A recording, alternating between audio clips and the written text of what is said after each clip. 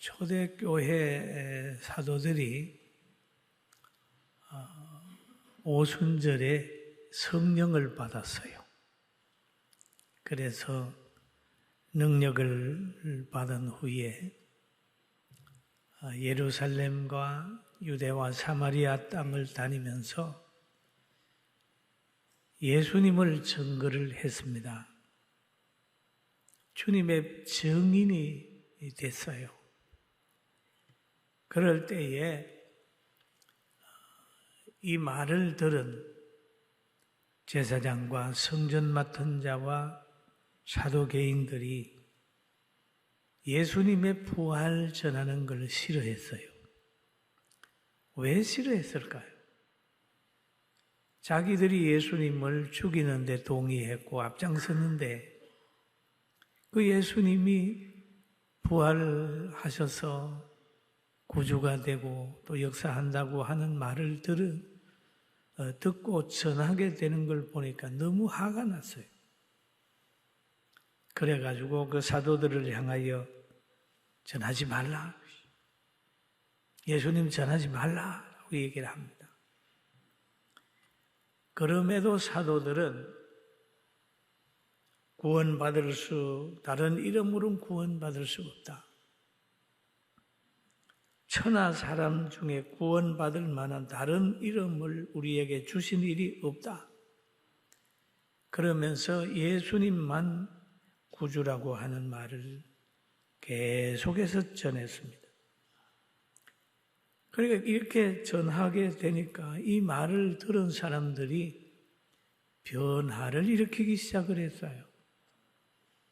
성전 미문에 앉은 안전뱅이는 일어나서 성전에 들어가면서 걷기도 하고 뛰기도 하고 하나님께 영광을 돌렸고 또 그의 말씀을 듣는 많은 사람들이 변화를 받게 됐습니다. 그러므로 인하여 박해하는 사람들의 활동 범위는 점점 좁아지고 예수님을 전하는 사도들의 권위가 점점 올라가게 되는 거예요. 그러니까 이 교권주의자들은 어떻게 하든지 이들의 활동을 막아보려고 노력을 했어요. 그래서 사도행전 4장 18절에 보니까 그들을 불러 그랬습니다. 사도들을 불렀죠. 경고하여 도무지 예수님의 이름으로 말하지도 말고 가르치지도 말라라고 하는 말을 합니다. 여기에서 가르치게 되면, 전하게 되면 벌을 주겠다. 여러 가지 위협을 했어요.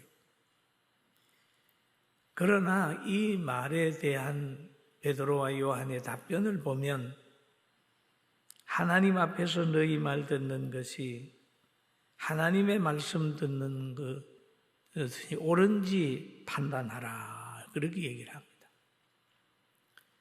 이 사도들은 성령을 받은 후에 하나님에 대한 존재를 분명히 알았어요. 하나님 앞에서 너희 말 듣는 것이 옳은가? 하나님 말씀 듣는 게 옳은가? 분별해라. 그러면서 그들은 위축되지 않았습니다. 위협해도 그 위협하는 사람들 앞에서 위축되지 아니하고 계속 담력을 가졌어요. 그래서 그들은 말합니다. 우리가 보고 들은 것을 말하지 아니할 수 없다. 말하지 않을 수 없다. 부활하신 예수님을 우리가 만났는데 부활하신 예수님과 함께 대화도 했는데 이 확실한 사건을 어떻게 전하지 않을 수 있느냐? 우리는 전할 수밖에 없다라고 하는 강력한 의지를 가지고 복음을 전했습니다. 여러분, 이런 믿음의 역사가 있음으로 인해서 그 많은 사람들이 변화가 시작이 됐어요. 그러니까 이 구원의 확신이 있고 성령의 감동이 있으면 절대로 적당하게 살 수가 없는 거예요. 예수님을 부인하는 것이 더 힘들고 양보하는 것이 더 힘든 거예요. 그리고 오늘 이 사도들이 성령의 감동을 받아 복음을 전하다가 어려움을 당했는데 그 어려움을 당한 것을 이제 성도들에게 얘기를 합니다. 23절에 보니까 사도들이 노임에 그 동료들에게 가서 제사장들과 장로들의 말을 다 알리니라고 얘기를 합니다. 다 알리니. 베드로는 자신의 고난 당한 것을 다 말할 수 있었다. 여러분, 베드로의 고난은 부끄러움이 없는 고난입니다. 죄를 지고 고난당하는 사람들은 어디 갔다 와서 얘기를 못해요. 숨깁니다, 자꾸. 그러나 이 베드로가 당한 고난은 영광스러운 고난이고 하나님 앞에 상급받는 고난이고 생명운동하다가 당하는 고난이기 때문에 함께 간증하게 되고 함께 기도할 수 있는 고난이에요. 디모데후서 3장 12절에 보니까 그리 또 예수 안에서 경건하게 살고자 하는 자는 박해를 받으리라 그랬거든요. 경건하게 살려고 하면 박해를 받는다 라고 하는 말씀이 있어요. 왜 박해를 받을까요? 하나님은 빛이시고 세상은 어둠이기 때문에 그렇습니다. 그러나 악의 세력은 두려워할 대상이 아니 아무리 악이 승리한 것 같아도 하나님이 함께하면 악은 그냥 흔적 없이 살아버리고 의가 승리한다는 걸 믿고 하나님 의지하고 나가시길 주의 이름으로 축원합니다. 할렐루야. 그래서 시편 기자는 이런 고백을 해요. 내가 여호와를 항상 내 앞에 모시며 그가 내 오른쪽에 계심으로 내가 흔들리지 않는다라고 얘기를 하고 있습니다. 여호와께서 그를 항무지에서 짐승에 부르짖는 강야에서 만나시고 호위하시고 보호하시며 자기의 눈동자와 같이 지킨다고 얘기를 했어요. 사랑하는 성도 여러분, 지금 병원에 계신 분도 있는 걸로 압니다. 여러분 침상에 누워있지만은 하나님은 회복하는 기회를 줄 줄로 알고 오늘도 기도하고 희망을 가지고 일어서길 주의 이름으로 축원합니다. 축원합니다. 하나님은 강야 같은 현실 만나고 그럴 때라도 밤이면 불기둥으로 보호해 주시고 낮이면 구름기둥으로 인도해 주시고 사냥꾼의 올무에서 심한 전염병에서 건지신다고 주님이 약속했으니까 이 약속을 그대로 믿게 되기를 주님의 이름으로 축원합니다. 그리고 여기에 보면 그런 말이 있잖아요. 그렇게 박해를 받는 그들이 그 동료들에게 와가지고 간증을 해요. 내가 제사장에게 또는 성전 맡은 자들에게 또 사도개인들에게 이런 고난을 당한다고 쫙 얘기를 하게 되니까 거기에 있는 모든 사람들이 마음을 같이 해서 막 기도를 드린 겁니다. 기도를 드리면서도 그들은 이 사건들이 자신들이 잘못해서 그런 게 아니라 계시된 말씀이 지금 실천되고 있다는 것을 이 얘기를 하고 있어요. 성경에 보면은 주의 종 우리 조상 다윗의 입을 통하여 성령으로 말씀하시기를 어찌하여 열방이 분노하며 족속들이 허사를 경영하는고 세상의 군왕들이 나서며 갈릴리들이 함께 모여 주와 그의 그리스도를 대적하는도다 하신 이로소이다. 우리가 지금 이 환난을 당하고 있는 모든 것은 성령께서 다윗의 입을 통하여 예언된 것이 지금 실천되고 있다라고 하는 말을 하고 있어요. 여러분, 말세에는 교회가 박해를 받고 신자가 박해를 받고 그리스도의 사람들이 환난을 당한다고 성경이 얘기를 했어요. 이러니까 이 말씀을 기억하고 환난을 잘 이겨나가게 되기를 주님의 이름으로 축원합니다.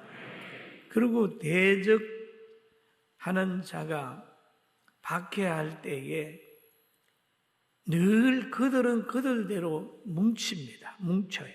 네, 뭉쳐요. 그러나 우리는 또 대적을 어려움을 당할 때에 한 마음으로 기도를 해요.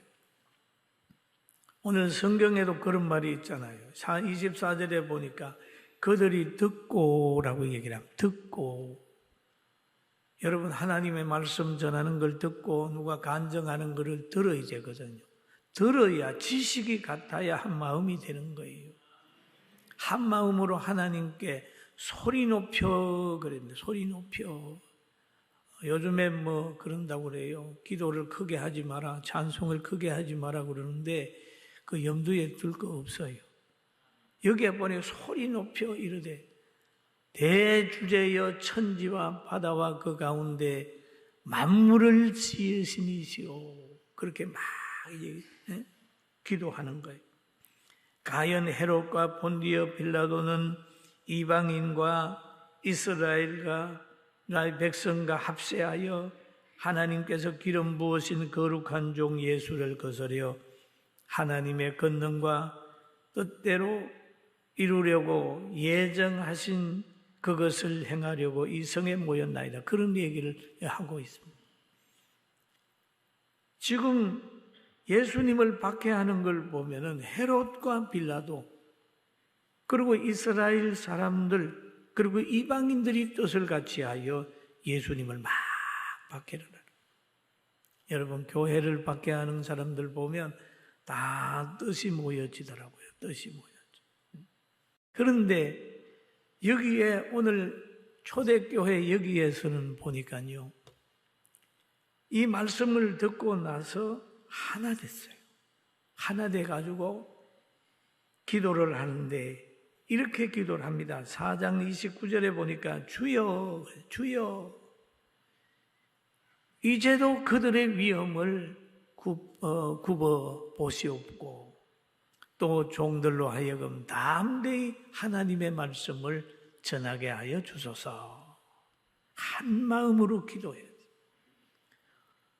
이들의 기도가 왜 이렇게 됐을까요? 왜 담대히 하나님의 말씀을 전하게 해달라고 했을까요?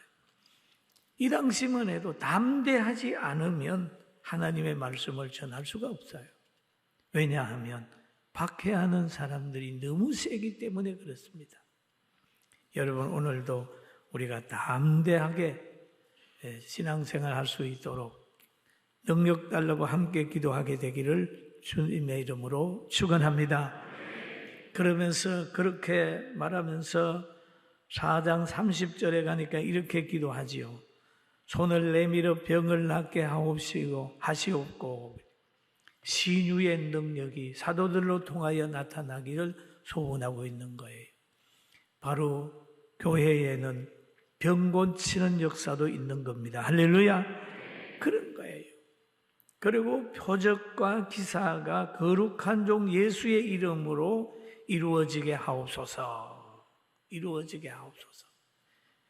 그러니까 치유의 역사가 나타나게 해달라.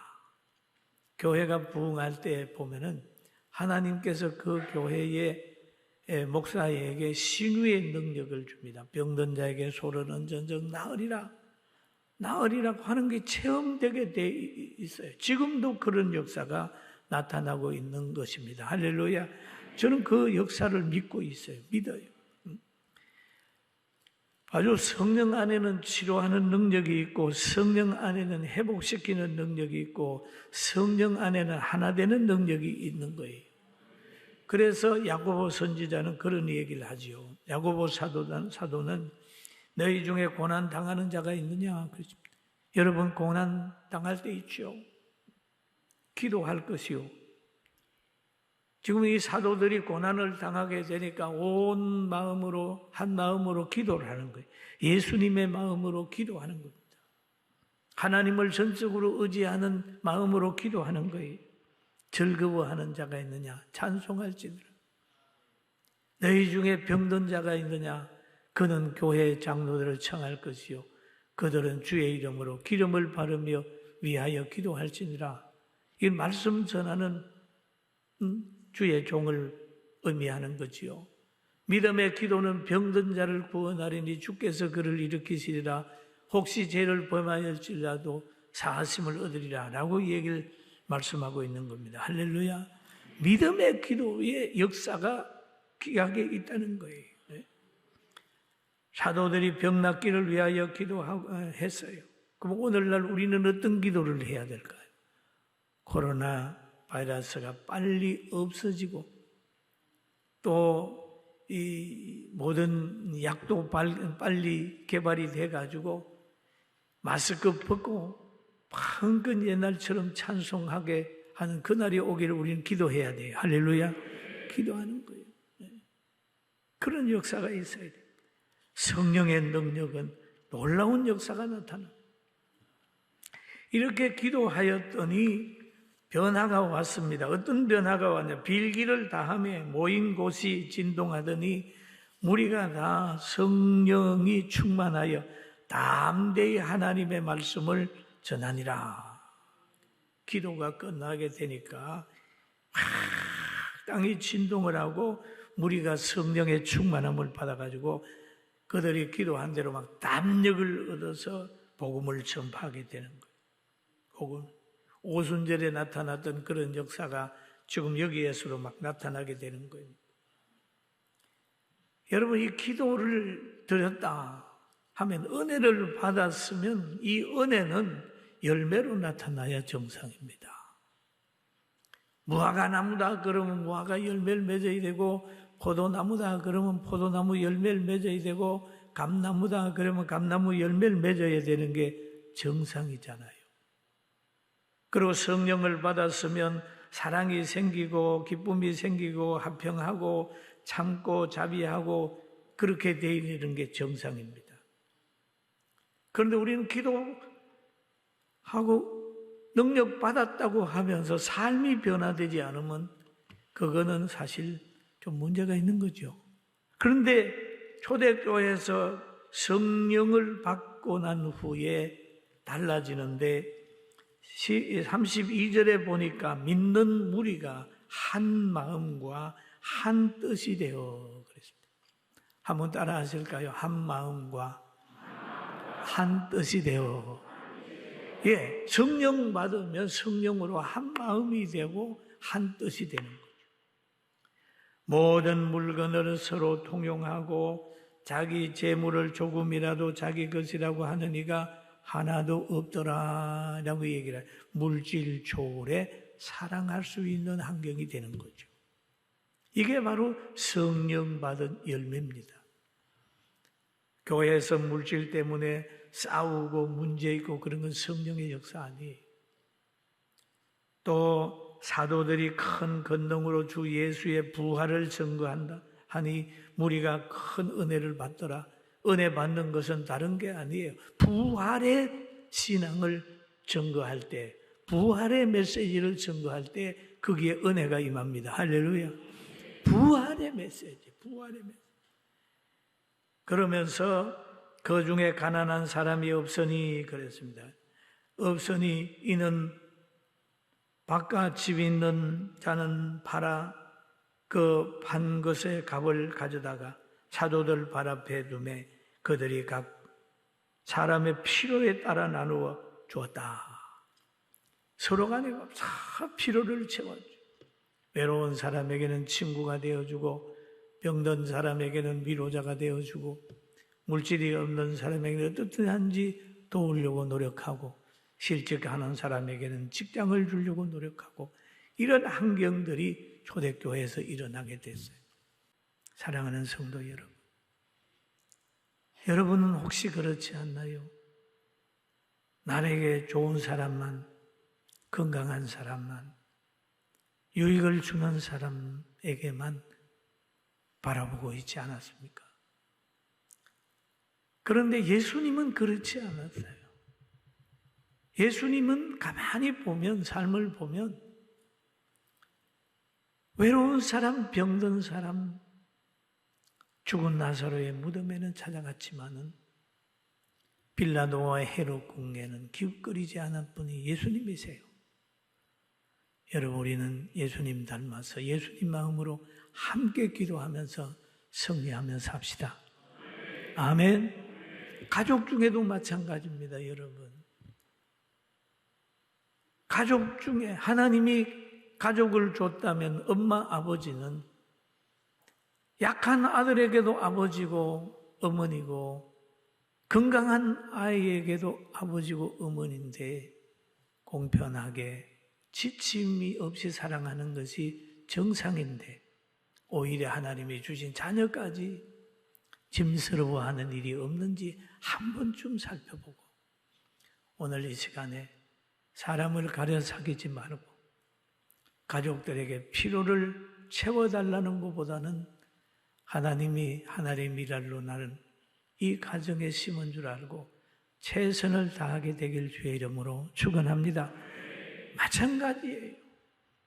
나라를 경영하는 사람이나 모든 사람들도 자기 위치가 되게 되면 반대자도 품어야 되고 찬성자도 따르는 자도 품어야 되는 거예요. 이게 정상입니다. 학교의 교사가 되면 그 반의 아이들을 다 품고 갈 사랑해야 될 사명이 거기에 있는데 공부 잘하는 애들이나 말 잘 듣는 애들만 품고 가면 그게 무슨 선생입니까? 교회도 마찬가지인 것 같아요. 여러분, 우리 마음이 혹 돌짝밭이라 할지라도 상대의 마음이 돌짝밭이라 할지라도 정죄하는 거, 버리는 거, 짓밟는 것보다는 옥토 만들어서 사랑의 씨를 심을 수 있는 넉넉한 그리스도의 사람이 되기를 주님의 이름으로 축원합니다. 하나님이 우리에게 희망을 줬어요. 하나님이 사람을 연단할 때 보면은요, 여러 가지로 연단합니다. 바울 사도가 하나님으로부터 큰 은혜를 받았을 때에 하나님이 그에게 교만하지 않도록 하기 위하여 안질을 줬다고 그랬어요. 안질. 여러분, 안질이면은요, 눈에 대한 병 아닙니까? 또 어떤 사람이 그러잖아요.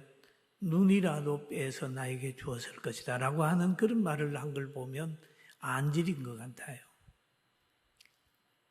그래서 이것이 떠나기 위해서 매번 기도하는데 너의 은혜가 족하다 하고 그는 그 병을 머물게 했다. 우리가 병들어 신음한 사람을 보면서 정죄할 게 아니라 여러분은 그 병을 통하여 신앙을 길러주고 이 땅에서 살면서 회개하지 못한 것, 성화되지 못한 것, 그거를 더 성화시켜서 천국에 큰 사람 만들려고 하나님이 연단하는 줄 알고 병든 사람에게라도 어려움 당하는 사람, 가난한 사람, 실패한 사람에게라도 그리스도의 사랑으로 다가서며 함께 기도하는 여러분과 제가 되기를 주의 이름으로 축원합니다. 하나님은 우리를 사랑하시고 하나님은 우리를 붙들고 계시고 예수 믿는 사람들은 절대로 망하지 않습니다. 할렐루야. 절대로 망하지 않습니다.